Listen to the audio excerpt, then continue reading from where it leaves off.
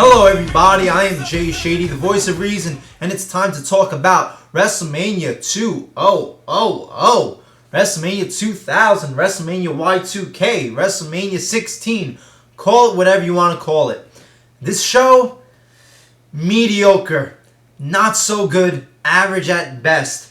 Problem one with this show, this ain't WrestleMania, this is Tag Team Mania. Everything on this fucking show was a tag team match. Why were they so fucking horny for tag team matches at this time? 5 out of your 9 matches on the card were tag team matches.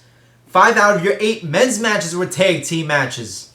You didn't have one singles match between 2 men. The only singles match you had on this card was between 2 women. What the fuck is that shit? Just way too many random ass mid-carder generic tag team matches that just nonsense. You could get this shit on Sunday Night Heat at the time. I don't know what they were going for this with this shit. One thing I will say about this WrestleMania that was good is it did introduce a lot of new people to the WWF scene, a lot of future stars, Edge and Christian, Dudley Boys, the Hardy Boys, Eddie Guerrero, Perry Saturn, Dean Malenko, Chris Benoit, Kurt Angle, Chris Jericho, all future real stars of the company. This WrestleMania 2000 introduced them, so that is definitely a pro and definitely helps out this show. Let me talk about the card first. Excuse me, I just drank soda. Alright, the first match was a tag team match, a mid-card generic as fuck tag team match.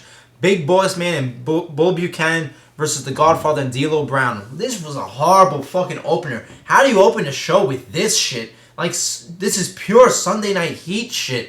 Such a generic fucking mid-card tag team nonsense match. It ends with Bull Buchanan doing a leg drop from the top rope to D'Lo Brown. Nobody gives 2 fucks. Fuck this shit. How do you open WrestleMania 2000? Kick off the new millennium with this shit. Then you get the Hardcore Battle Royal for the Hardcore Championship. You had a 15-minute time limit, and whoever pinned the champion would be the champion until they get pinned, and whoever had the belt when the 15 minutes expired would be the Hardcore Champion. I liked this match as a kid, but watching it now, it's not as good. It's still okay, but, I mean, it starts off good, I think, but then it just becomes just too much shit going on. People just hitting each other in the head with random objects, whatever they could find, with no real, oomph behind it or story or, anything for me to be invested behind what they're doing. It ends fucking horribly. You have Taz in this match who fucks up everything in this match. He was so off tonight. First, so he scored a pinfall and he was the champion, and he was trying to pin people throughout the match. It didn't make sense because he was the champion, so why was he fucking pinning people? Then you had a spot where Crash Holly pins Taz, and he was supposed to win the belt at that point, but Taz kicks out at 2.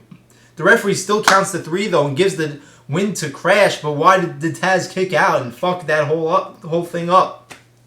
Then the ending was fucked up. You had Hardcore Holly take a candy jar and smash it over Crash's head. He pins Crash. The ref counts 1, 2, but he doesn't count 3, even though Crash doesn't kick out. But he still decides to give the belt to Hardcore Holly, even though he didn't count 3. Like, what the fuck was happening? But this was okay at parts. Definitely not as good as when I was a kid, but it wasn't horrible. Then you got another stupid, generic mid-card tag team match. TNA, Test and Sweet Tea, Tensai versus Head Cheese, Al Snow and Steve Blackman. And they bring out Chester McCheeserton before the match. A guy dressed as a block of cheese. Oh, what the fuck, This isn't like the problem I have with these later Attitude Era shit. Like I said in my last video, 97, 98, it was so realistic, like so badass and adrenaline fueled. And then you delved into this like juvenile bathroom humor style shit that talked about cutting cheese. Some Mexican guy dressed in a fucking cheese outfit. Like, what is wrong with Vince McMahon and his like juvenile like style of humor? He's like a fucking 6-year-old in like a playground just laughing at like poop jokes. He's like so immature in the head, and it really ruined some shit during the Attitude Era for me. But yeah, this match was horrible. I don't even remember what the fuck happened. I don't remember how it ended, but Test and Albert get the victory fucking somehow. Who fucking cares? Thank God this shit was over. Chester McCheeserton, oh god. Then you get the match of the night, triangle ladder match for the Tag Team Championship. Edge and Christian, the Dudley Boys, and the Hardy Boys. And this is a phenomenal fucking match. Your unofficial first TLC match. This was amazing. Nothing had been done like this to this point in the WWF. And this is when you had an amazing tag team division. You can make a point that the tag team division was what was most interesting and what most 9 times out of 10 stole the show in most of the cases during this time. It was usually these types of matches that you were looking forward to. This is at a time when the tag team division was so fucking awesome. You know, it couldn't get better with these tag teams. You know, people want to jerk off to like Primo and Epico and Primetime Plays and say Triple H restored the tag team division. Yeah, fucking right. What are you fucking smoking? Did you even watch this shit back then? This is a fucking tag team division. You can't even have TLC matches in these days because nobody knows how to fucking do shit in TLC matches. Nobody knows how to do flips off of ladders. Nobody's fucking like man enough to do crazy shit. It's a shame because these matches were so fucking entertaining. And this really set the bar. Of course, it would be, you know, set even higher with the WrestleMania 17 match. But this match really set it for the future. You know, TLC and Money in the Bank matches. But yeah, this was phenomenal. So many famous spots. The most memorable one I can remember fucking freaking out when I was a 9-year-old kid seeing Jeff Hardy go on top of the giant ladder outside the ring and do a swanton bomb. Crazy fucking shit. It ends with Edge and Christian. They're with Matt Hardy. There's like this structure with like a table set up between 2 ladders. And Edge and Christian push Matt Hardy off and he falls onto a table and they win the tag team championship. Great fucking match. Definitely best match of the night. Awesome, awesome, awesome. And really paved the way for future matches and really cemented the tag team division as being the thing to watch in the WWF at this point. Then you got Terry Runnels versus the Cat in a cat fight match. You know, I'm not going to fucking bitch about this match being horrible and botchy because who gives a fuck? All I cared about was seeing the Cat's fucking ass revealed in that fucking fishnet attire she was wearing. That fat fucking ass that she had. And then you see Terry Runnels' ass at the end of the match. If you're going to talk about how this match was bad and, oh, they didn't have good in-ring work, are you even a fucking man? Who gives a shit, you know, what fucking wrestling moves they were doing? This was a match you fucking jerk off to. You know, a match you save in your brain so you could jerk off later on. So this was fucking phenomenal in my opinion. Great ass and great tits. Great stuff. Terry Runnels wins the match, but who gives a fuck? Then you got a 6-person intergender tag team match. Too Cool and China versus the Radicals. Eddie Guerrero, Perry Saturn, and Dean Malenko. You know, I really enjoyed the Eddie Guerrero and China storyline that was going on during this time. I thought it was very funny, very entertaining. This was definitely the best of the traditional tag team matches of the night. This was an entertaining match. The crowd was into it. A lot of exciting stuff, especially with China Eddie Guerrero. You know, China powerbombs Eddie Guerrero at a point in this match. She gets the victory with a neckbreaker variation on Eddie Guerrero. So this was a good match. Not like great or anything, but very much more enjoyable than all the other shit. Most of the other shit, at least. Then you get your 2-fall triple threat match for the Intercontinental Championship and your European Championship. Kurt Angle had both belts at the time. This was Chris Benoit, Kurt Angle, and Chris Jericho. This was a good match. Maybe even very good at some points, but it wasn't great.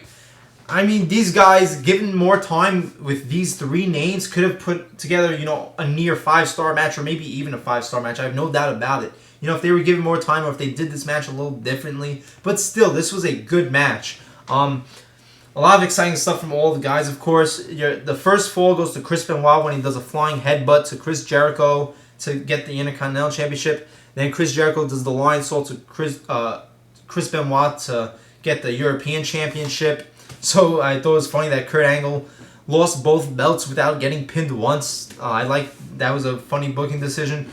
But yeah, the match was good. Definitely second best match of the night. But it could have been great. You know, it could have been a lot better if you think about it with who was involved in this. But still good, so I'm not going to complain. Then you get Rikishi and Kane versus DX, X-Pac, and Road Dogg in a tag team match. This was like 4 fucking minutes long. This actually could have been a really good, exciting, enjoyable match. But it was just a bunch of stink faces. It didn't go over 4 fucking minutes. It just ends with a tombstone from Kane to X-Pac. You know, so fucking bullshit. Then you get your main event. 4-way elimination match for the WWF Championship. Triple H, The Rock, Mick Foley, and The Big Show. Problem number 1 with this match. Should have been Triple H versus The Rock. The match at Backlash the next month with Triple H versus The Rock, That match should have been this match at WrestleMania 2000 with Stone Cold interfering, returning, beating up Triple H and helping The Rock beat Triple H to win the championship. That should have been this match right here, and this would have been a good WrestleMania. Definitely a great conclusion to WrestleMania. But why they did added in Big Show Mick Foley is fucking beyond me. One of the things I did like about this match, you had the the McMahon in each corner. You had Stephanie with Triple H, Vince with The Rock, Linda with Mick Foley, and Shane McMahon with Big Show. And, you know, no surprise that the stuff outside of the match was more entertaining than the match itself. The stuff with the McMahons I found to be more interesting than the stuff that was going on in the ring. Vince and Shane beating the shit out of each other, you know? And that was the problem with this match. You know, it shouldn't have been a fatal four-way elimination match, and yet having the McMahons all around the ring, because that took away from the main event itself. It made me want to see the McMahons fight more than seeing the wrestlers fight. But they did a smart thing with getting the Big Show out within 5 minutes. Then Mick Foley goes, but it takes like 15 to 20 minutes to get to Triple H versus The Rock. You know, it's no surprise that the best part of this match is when it is down to Triple H versus The Rock, but it takes too much time to get there, and this just shouldn't have been the fucking match. It should have been just Triple H versus The Rock. But it does get good towards the end. It ends with this memorable swerve, Vince McMahon screwing The Rock. He hits The Rock in the head with the chair, aligns himself with Triple H and Stephanie. Triple H gets the pin on Rock and retains the belt. Then it has a good post-match segment with The Rock being pissed off. He rock bombs all the McMahons. He rock bombs Shane, rock bombs Vince, rock bottoms Stephanie. Then does the people's elbow to Stephanie, sends everybody home happy. And, you know, I really miss the McMahon family. They were such good characters, such a good part of the show. You had Vince McMahon, in my opinion, the greatest heel in the Attitude Era. You know, Shane McMahon, you know, to me, a very underrated in-ring wrestler. He knew how to put on a good match. Plus, he knew the backstage workings. Why Vince didn't hand over the company to Shane is fucking beyond me. What a fucking ego on this guy. Clearly, Shane McMahon should be running the company right now, and I think it would be in a lot better shape than it is right now. And then you got Stephanie McMahon, another great heel. You know, the crowd want to see Stephanie get a bunch of finishers laid on her all the fucking time. You know, all the wrestlers calling her sluts and skanks. She was a great heel.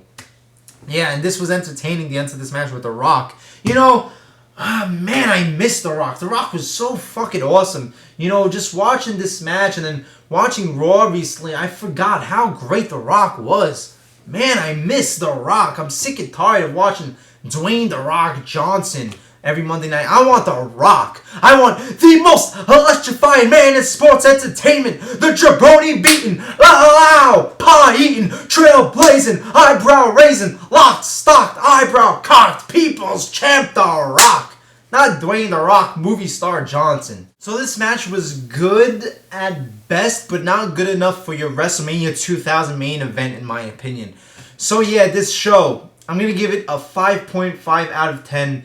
Very mediocre, very average, just definitely a step up from WrestleMania 15. It's not hard to step up from that shit, but still not good. I mean, you had your great triangle ladder match, and you had a good two-fall triple threat match and an enjoyable match with the Radicals and Too Cool, but too many fucking tag team matches and the wrong fucking main event. So 5.5 out of 10. There you go. There's my grade. I'm Jay Shady, the voice of reason. Like, comment, subscribe, and I'll see you later.